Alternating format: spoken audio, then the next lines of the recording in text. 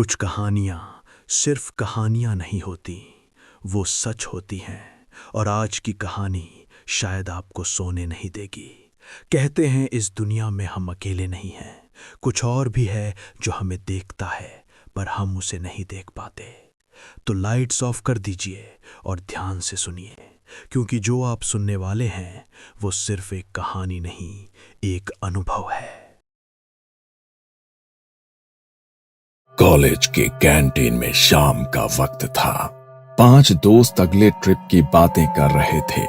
यार इस बार कहीं अलग चलते हैं, गोवा हर बार बोरिंग हो गया है। मयूर चुपचाप मोबाइल देखते हुए बोला, एक जगह है जहाँ लोग दिन में भी पूरे आराम से नहीं घूमते।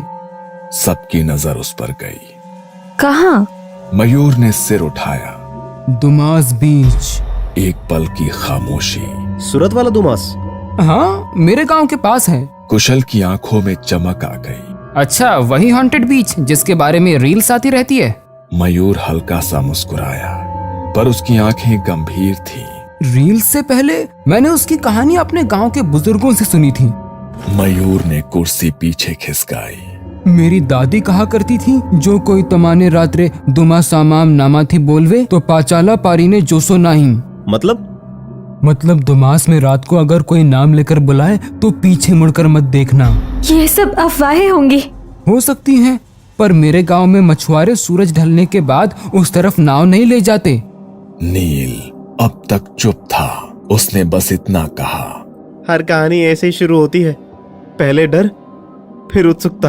तो यार वहीं चलते हैं ना, वैसे भी ट्रिप तो प्लान कर ही रहे हैं, साथ ही मयूर का गांव भी देख लेंगे। नहीं, ऐसी जगहों पर जाना कोई समझदारी नहीं है। हाँ, मैं बिल्कुल नहीं आऊंगी अगर वहाँ रात रुकना हुआ। नील कुछ नहीं बोला।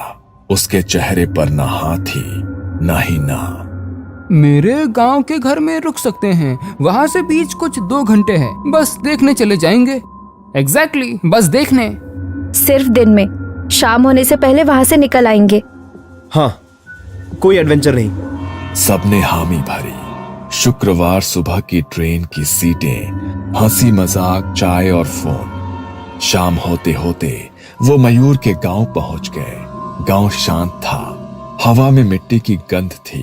सभी फ्रेश होकर बाहर आए। तभी कुशल बोला, चलो अभी चलते हैं दुमास। नहीं, हमने तय किया था दिन में। रात को जाने का कोई सवाल ही नहीं है। मयूर ने भी सिर हिला दिया। कुशल निराश हुआ पर मान गया। अगली दोपहर उन्होंने ऑटो पकड़ी और 2 घंटे बाद दुमास बीच पहुंच गए।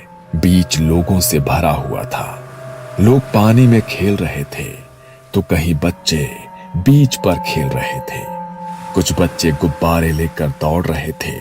भाई यहाँ तो कार्निवल चल रहा है। तभी रिया ने जमीन की तरफ देखा। रेत इतनी काली क्यों है? नील ने पैर से रेत उड़ाई। ये रेत इतनी लूज है जैसे नीचे गड्ढा हो। कुशल ने मयूर की तरफ देखा। भाई सच बता, बीच पर इतनी काली मिट्टी कैसे?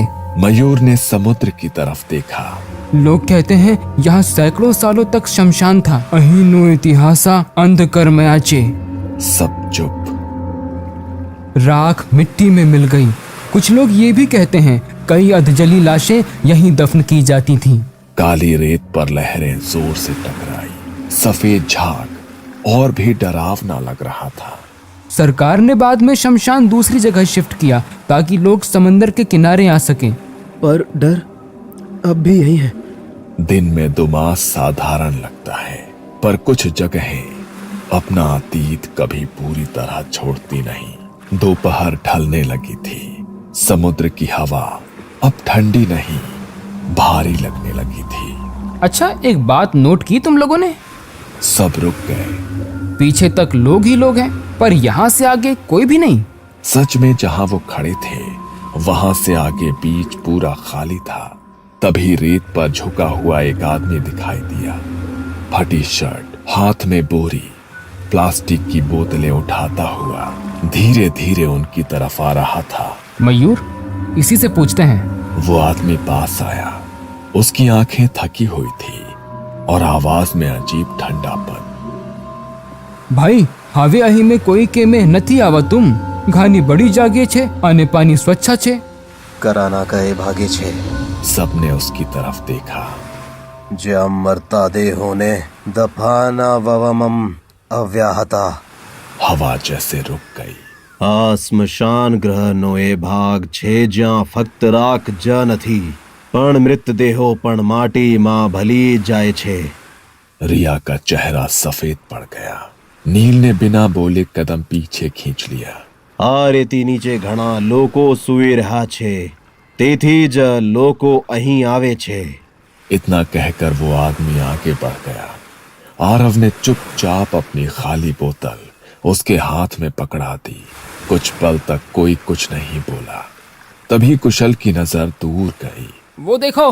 दूर रेत के पार एक पुरानी सी छत दिखाई दे रही थी, जैसे कभी कोई इमारत रही हो।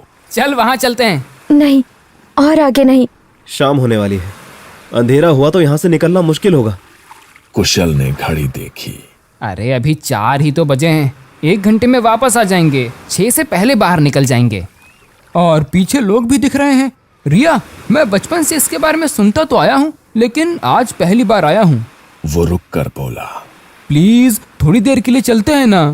हवा जोर से चली। लहरें ज्यादा तेज लगने लगी। जैसे जैसे वो आगे बढ़ते गए, पीछे का शोर धीरे धीरे गायब होता गया। रिया की चाल धीमी हो गई। मैं आगे नहीं आऊंगी। सब रुक गए। मुझे ठीक नहीं लग रहा। मैं पीछे जाकर तुम्हारा इंतजार करती हूँ। तुम लोग जाकर आओ। आरव ने उसकी तरफ देखा और बिना कुछ कहे उसके साथ रुक गया। मैं भी रिया के साथ वापस जा रहा हूँ। हम तुम लोगों का इंतजार करते हैं। नील, कुशल और मयूर तीनों आगे बढ़ गए। थोड़ी ही देर में वो उस जगह पहुंच गए। वो घर नहीं था, बस उसका ढांचा था। गिरी हुई दीवारें, टूटी छत, चारों तरफ मलबा। नील ने पीछे देखा। दूर दूर तक कोई इंसान नहीं, न बच्चे, न चाट वाले, न आवाजें। यार पीछे पूरा बीच खाली दिख रहा है। कुशल हंस पड़ा। अरे डरपोक, अभी सूरज ढला भी नहीं है। मयूर ने पुरानी सी जंग लगी नेम प्लेट के पास खड़े होकर फोटो खींचना शुरू कर दिया। उस पर लिखा था, दुमास बीच, शमशान भूमि अधिकृत क्षेत्र। नील, अगर जाना है तो जा, हम आते हैं थोड़ी देर में। नील ने एक बार समुंदर की तरफ देखा। मैं रिया और आरव के पास जा रहा हूँ, तुम लोग भी जल्दी वापस आओ। वो पीछे मुड़ा और तेज कदमों से वापस चल पड़ा। कुछ दूर जाकर नील ने आवाज लगाई, रिया, आरव। उधर मयूर और कुशल जूते उतार चुके थे। चल आजा, पानी में चलते हैं। सारे दोस्त अब 3 अलग अलग दिशाओं में थे। बीच के बाहर नील, रिया और आरव तीनों चुपचाप खड़े थे। शाम ढलने लगी थी।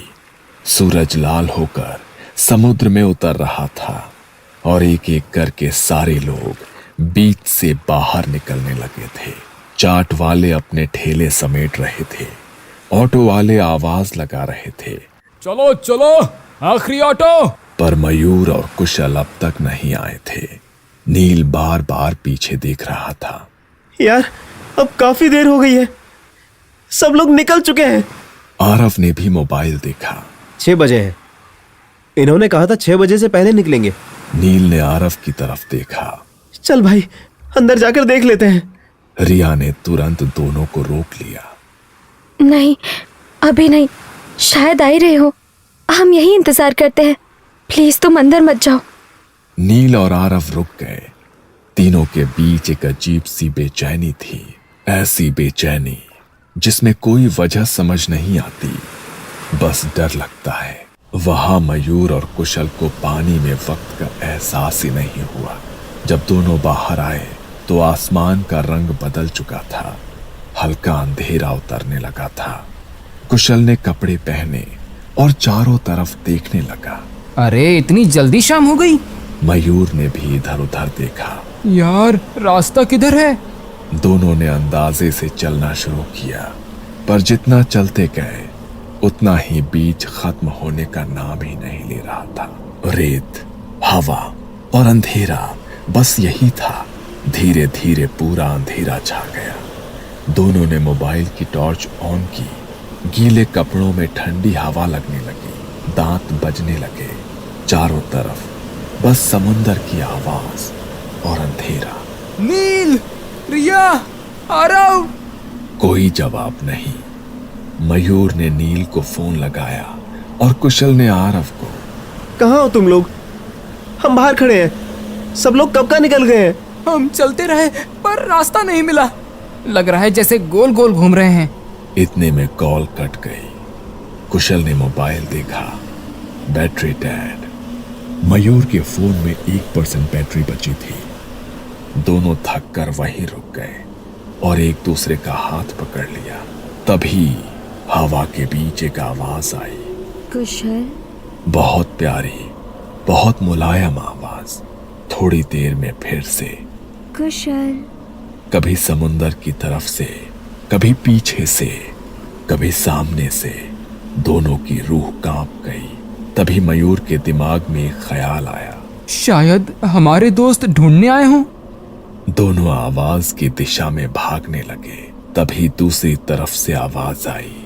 मयूर, तुम आइम सुम करे रियो छे। दोनों वहीं रुक गए और पीछे मुड़े। मयूर का चेहरा सफेद पड़ गया। ये तो मेरी दादी जैसी आवाज है। कुशल ने डरते हुए पूछा। तेरी दादी? मयूर ने धीरे से कहा। 8 साल पहले वो खेत से वापस नहीं लौटी थी। लोगों ने बहुत ढूंढा पर कभी नहीं मिली। कुशल का डर अब काबू से बाहर था। डर से पैंट गीली हो चुकी थी। भाई, मुझे यहाँ से निकलना है यार, मुझे मरना नहीं है। तभी हवा में जलती लकड़ी की बदबू फैल गई। उन्होंने पीछे देखा। दूर से धुआं उठ रहा था। वो उल्टे दिशा में भागे कि अचानक पैरों के नीचे पानी आया। दोनों चौंक गए। हम पानी में कैसे आ गए? वो फिर उल्टी दिशा में भागे और फिर रुक गए। उन्हें सामने सफेद कपड़ों में चलता हुआ साया दिखने लगा। दोनों डर के मारे नीचे बैठ गए। आज तो खत्म हो गए भाई। उसने फोन देखा। रात के 12 बजे थे और तभी फोन ऑफ हो गया। अचानक कुत्तों के रोने की आवाज आने लगी और 10-12 कुत्ते भौंकते हुए उनके पास आए और उन्हें घेर लिया। कुशल बेल्ट उतार कर घुमाने लगा। मयूर उन पर मिट्टी फेंकने लगा। वो दोनों चीखे और धीरे धीरे पीछे हटने लगे। तभी मयूर को गीली मिट्टी मिली। उसने गीली मिट्टी फेंकी। दोनों लड़खड़ा कर फिसले और सामने देखा तो कुत्ते गायब हो चुके थे। फिर वही लकड़ी जलने की बदबू आने लगी। दूर से कुछ लोगों की आवाज आने लगी। राम नाम सत्य है, राम नाम सत्य है। किसी की अंतिम यात्रा जा रही थी। दोनों उठे और उम्मीद में उनकी ओर चलने लगे। तभी वो सब लोग जलती लकड़ियां लेकर उनकी तरफ दौड़े।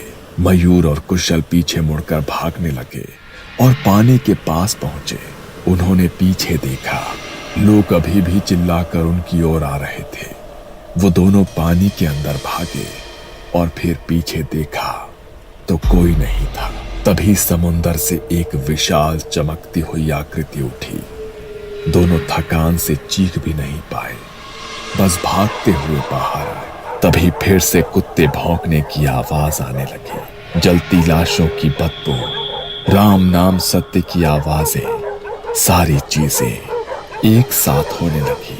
थकान से उन्हें चक्कर आने लगी और दोनों नीचे गिर पड़े और बेहोश हो गए।